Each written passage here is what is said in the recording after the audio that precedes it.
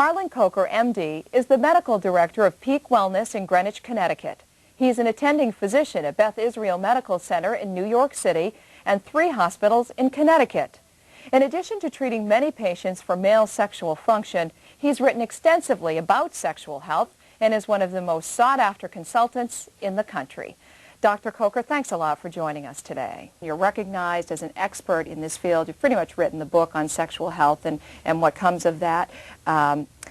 What sparked your interest in the field of sexual health? Well, Denise, as a specialist in internal medicine, I've seen literally thousands of patients from problems, simple stuff, fever, cough, sore throat, little stuff like that, all the way up to life-threatening illness that actually even requires hospitalization. But I can tell you that among all these individuals, the common denominator, the common complaint is one of sexual health, problems with sexual health. But that's only if you ask, because if you don't ask, you're simply not going to know these things. And that's sort of where this taboo idea, that it's sort of taboo to talk about sex and talk about sex problems, comes into play. Sometimes the individuals are embarrassed, they're shy about it, sometimes even the physicians are. When you take the step, advance the step as a physician to your patients to ask them about their sexual health, I would wager a bet that a lot of people have never had a doctor ask them. Well, that's a really good point. Most of them are a little bit shocked, a little bit taken aback at first as I sort of instruct the residents and the interns that I train.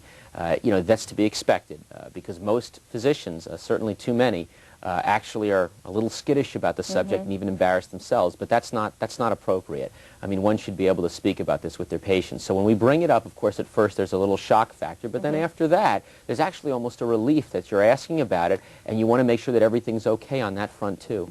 Even 5 or 10 years ago, likely, you and I would not be sitting here in front of the cameras talking about sexual health and all that is implied in that. Now there's a new openness. Yeah, certainly, as little as a matter of years ago, we would not be sitting here today. I mean, this would be utterly shocking for society. And certainly, even today, probably there's many people out there that are actually shocked by this. But here we are on national television. We're talking about sex. We're talking about sexual health. And, you know, it's been written about in the newspapers. It's written about in the magazines. It's on the radio. It's on television. And that's really a good thing because, again, sexual health issues are such a problem. And that's why it's important to realize that there are options if you have sexual health problems.